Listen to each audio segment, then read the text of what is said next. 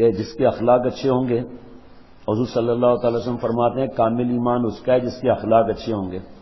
تو جو جنتی ذوق جس کا ہوگا نا، اس کے اخلاق اچھے ہوں گے، سب سے محبت سے ملے گا، کسی غیبت نہیں کرے گا، کسی پر اعتراض نہیں کرے گا، اہل علم کی، امام صاحب کی عزت کرے گا، چاہے کسی بھی مسجد کا امام صاحب ہو، چاہے کسی ملک کا عالم ہو.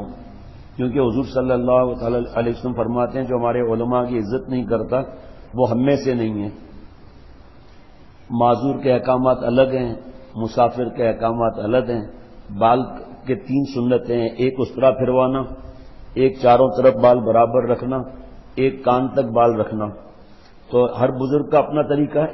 ہمارے بزرگ فرماتے ہیں شیخ العرب العجم عارف باللہ حضرت مولانا شاہ حکیم محمد اختر صاحب رحمۃ اللہ علیہ کے بڑے بال یورپ سے فیشن آیا ہے، اس لیے بڑے بال اب مت رکھو، یا چھوٹے رکھو بال سردی کے حساب سے، یا بالکل اس طرح پھروا دو. اب اگر کوئی کسی سے اعتراض کرے تو غلط بات ہے. اسی طرح کرسی پر بیٹھنے کے 2 طریقے ہیں. ایک طریقہ یہ ہے کہ وہ رکوع کرنے پر قدرت رکھتا ہے تو کھڑا بھی ہو سکتا ہے، رکوع بھی کر سکتا ہے. اور دوسرا طریقہ یہ کہ پوری نماز بیٹھ کر کرے، اور دونوں اختیار اس کو دیے. اب اگر کوئی کہے کہ صاحب یہ کھڑا کیوں ہوتا ہے، یہ سب سے آگے کیوں نکل گیا، تو جس پر اللہ فضل فرماتے ہیں جس کا رات دن علماء کے ساتھ مفتی صاحب سے اٹھنا بیٹھنا ہو، وہ خدا نخواستہ گناہ کا کام کرے گا یا مکروہ کا کام کرے گا. اور پھر امام صاحب سے بڑی آواز سے بات کرنا، یہ کرنا. میں کیا سعودی عرب میں گیا تو مجھے کسی نے کہا اس لکیر سے کرسی پیچھے کرو، تو اس میں جگہ اچھی خاصی تھی. وہاں سعودی عرب میں بہت سی مسجدوں میں بیچ میں ٹیک لگانے کی جگہ رکھی ہوتی ہے بیٹھنے کی، تو گیپ زیادہ ہوتا ہے. تو میں نے کہا بھائی میں آپ کی اگر بات مانوں تو حرم میں کرسی جب پیچھے لاؤں گا تو میرے پیچھے والے سجدہ کیسے کریں گے؟ پھر اللہ کا شکر ہے ایک مسجد کے اندر اوقاف کی طرف سے پمفلٹ چھپا ہوا تھا کہ کرسی کو جو ہے لائن کے ساتھ رکھنا چاہیے. اب دونوں صورتیں بیٹھ کر اشاروں سے نماز پڑھے، یا کھڑا ہو سکتا ہے کھڑا ہو جائے، رکوع کر سکتا ہے رکوع کر لے، منع نہیں ہے. بعض لوگ جو ہے وہ بیچارے پریشان ہو جاتے ہیں. بھائی اگر فرض کریں کوئی اکیلا آدمی غلط کام کر رہا ہے تو امام صاحب کا کیا قصور ہے کہ امام صاحب کو ستایا جائے، ان کو تکلیف دی جائے؟ آپ اس سے پوچھو نا، اور اس کے بعد کوئی دلیل ہوگی، وہ ایسے ہی تو نہیں کرتا. تو یہ امام صاحب سے کوئی بید بھی کرے یا کچھ کرے. اب یہ کہ اب میں سعودی عرب جب جاؤں تو وہاں کے حساب سے میں نماز پڑھوں، جب پاکستان آؤں تو وہاں کے مفتی صاحب کے حساب سے نماز پڑھوں، جب دبئی جاؤں تو پھر ان کے حساب سے نماز پڑھوں، پھر ہوگی میری نماز.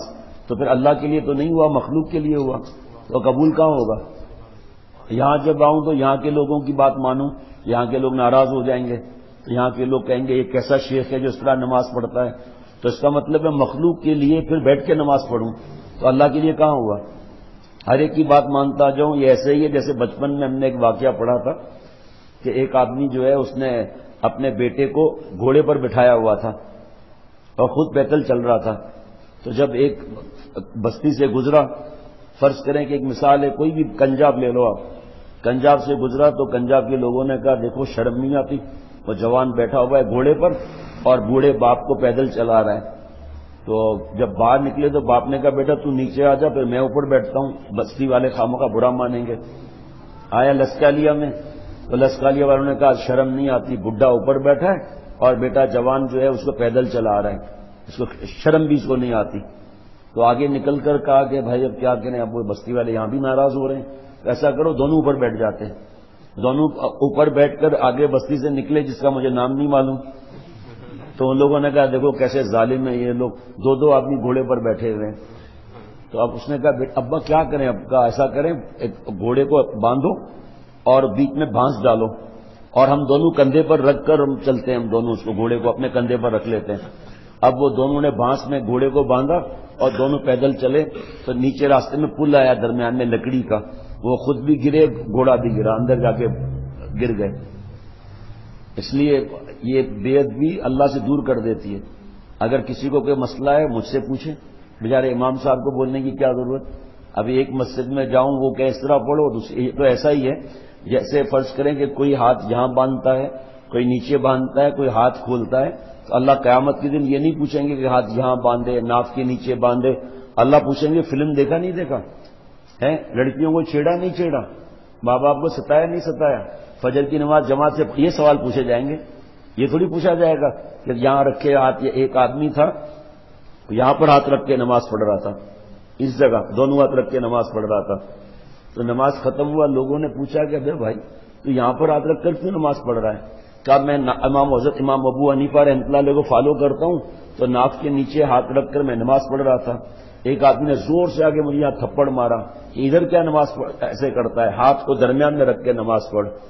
پھر میں نے ہاتھ کو درمیان میں رکھ کے نماز پڑھا، دوسرے دن داڑ کر کے تھپڑ لگا کہ ادھر کیا ہاتھ رکھتا ہے، ادھر ہاتھ رکھ کے نماز پڑھ عورتوں کی طرح، تو میں ادھر رکھ کر ہاتھ نماز پڑھنے لگا، پھر آ کے زور سے تھپڑ لگا کہ ہاتھ کھول کے نماز پڑھ کر، یہ کیا تو ہاتھ باندھا ہوا ہے؟ پھر میں ہاتھ کھول کے نماز پڑھنے لگا، پھر ایک زور سے تھپڑ لگا کہ ناف کے نیچے ہاتھ باندھ، تو میں نے سوچا کہ بھائی اب اپنی بدھی بچاؤ بس۔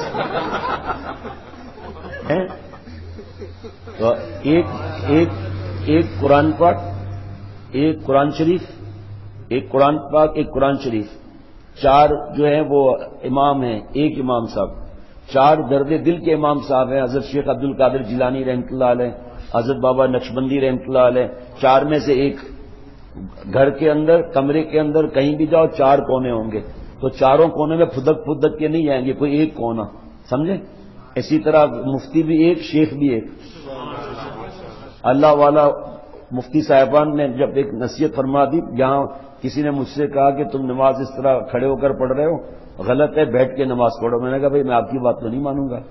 پھر ایک صاحب نے کہا، مفتی صاحب نے کہا، رات کو وہ آئے ہوئے تھے یہاں پر، میں نے فون ملایا اپنے مفتی صاحب سے، میں نے کہا یہ حضرت آپ نے جو مجھ سے فرمایا تھا میں اسی طرح نماز پڑھ رہا ہوں، لیکن لوگ یہاں اعتراض کر رہے ہیں تو میں غلطی تو نہیں کر رہا ہوں؟ فرمایا نہیں، دونوں طریقے، جس کی مرضی جس طرح پڑھے، کوئی بیٹھ کے پڑھتا ہے تو اس کو مت ٹوکو، کوئی کھڑا ہوتا ہے اس کو مت ٹوکو۔ میں نے کہا حضرت آپ یہ مفتی صاحب سے آپ بات کر لیں۔ الحمدللہ مجھے کوئی بات پتہ چلتی ہے تو حق بات نہ ماننا تکبر ہے، اور تکبر والے کو اللہ جنت میں نہیں بھیجیں گے۔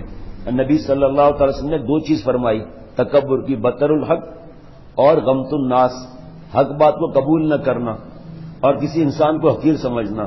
مجھے الحمدللہ اللہ کا احسان ہے، جب سے اللہ نے حضرت سے جوڑا، اس سے پہلے کا نہیں پوچھنا، یہ راز کی بات ہے۔ حضرت سے جڑنے سے پہلے کی بات مت پوچھو نا، خامخواہ زخموں کو مت چھیڑو۔ حضرت سے ملنے کے بعد الحمدللہ میرے بیان میں کوئی کہے کہ یہ بات ہمارے سمجھ میں نہیں آئی، فوراً حضرت والا سے، مفتی صاحب سے، یا ایسے ہی میرے لیے کوئی بات کرے تو یہ میں نہیں کہتا کہ چھوڑو، یہ اس طرح گناہ ہوتا ہے، میں سن لیتا ہوں بات، پھر مفتی صاحب کو فون کرتا ہوں، میں غلطی تو نہیں کر رہا۔ اگر مفتی صاحب فرماتے ہیں غلط کر رہے ہو تو میں ٹھیک کر لیتا ہوں، اس میں آدمی چھوٹا تھوڑی ہو جائے گا۔ لیکن یہ بتاتا ہوں کہ میں کہیں نماز پڑھتا ہوں، وہاں کے امام صاحب سے کوئی بڑی آواز سے بات کرے یا امام صاحب کو تنگ کرے کہ آپ نے تو کہا تھا بیٹھ کے نماز پڑھنے کے لیے، یہ تو کھڑا ہو کے نماز پڑھ رہا ہے، تو دونوں طریقوں کی اجازت ہے۔ فرض کرو کہ ایک آدمی غلط نماز پڑھ رہا ہے، ایک مثال ہے، تو امام صاحب سے بدتمیزی کرنا تو گناہ ہو جائے گا نا، اس کا کیا قصور؟ وہ اگر اس کو جا کر کہتا ہے کہ آپ نماز غلط پڑھ رہے ہو، کہتا ہے پڑھ رہا ہوں، آپ کو کیا ہے؟ امام صاحب کی تو بے عزتی ہو جائے گی۔ امام صاحب ہر ایک کو تھوڑی بولیں گے، کوئی کس طرح نماز، ہم سب کی نمازیں صحیح ہیں، ہماری ساری نمازیں 51 سنتیں ہیں اس کے اندر۔ اب تو الحمدللہ انگلش میں بھی کتاب کل تقسیم ہوئی ہے سنت کی، یہاں ہو تو یہاں بھی جو دوستوں کے پاس انگلش کتاب نہیں ہے سنت کی وہ لے لیں۔ تو اس لیے ادب یہ ہے کہ آدمی، امام صاحب کا بیچارے کا کیا قصور؟ اگر کوئی غلط نماز پڑھتا ہے تو امام صاحب سے اگر بات کرنا، اس بیچارے سے بڑی آواز سے بات کرنا یا شور کرنا، انہوں نے جو کہا ہے بیٹھ کے نماز پڑھنے کے لیے صحیح کہا ہے، ہم جو کر رہے ہیں الحمدللہ اللہ کے کرم سے صحیح کر رہے ہیں۔ میرے مفتی کون ہے پتہ ہے آپ کو؟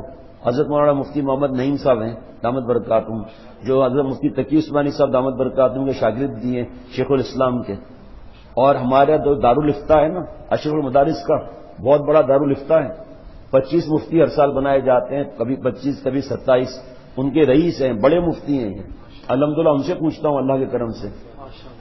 اب یہ تھوڑی ہے کہ سب کے کہنے سے وہ پھر وہ گھوڑے والا واقعہ ہو جائے گا کہ ادھر اس طرح نماز پڑھی، دوسری گئے اس طرح نماز پڑھو، کراچی گئے تو اس طرح نماز پڑھو، ہانگ کانگ گئے تو انہوں نے اٹھا کر پھینک دیا کہ تم نماز پڑھ نہیں سکتے، کرسی پر پڑھنا نماز منع ہے، تو وہاں پر پھر باغ لی نماز۔ ایسا نہیں ہوتا، کوئی غلط کر رہا ہے اس کو مفتی صاحب نے بتا دیا، وہ نہیں مانتا تو مفتی صاحب سے کیا بات کرنے کی ضرورت بیچارے کی، انہوں نے تو اپنا حق پورا کر دیا۔ اس لیے دین میں بہت گنجائشیں ہیں، ایسی بات نہیں ہے کہ اللہ تعالیٰ نے گنجائش نہ دی ہو، وہ گنجائش بتانے والے مفتی صاحب ہوتے ہیں۔ الحمدللہ مفتی صاحب سے بات کرا دی، مفتی صاحب سے یہ اتنے دوست بیٹھے تھے ان کے سامنے، میں نے مفتی صاحب سے دوبارہ پوچھ لیا شرم نہیں کیا؟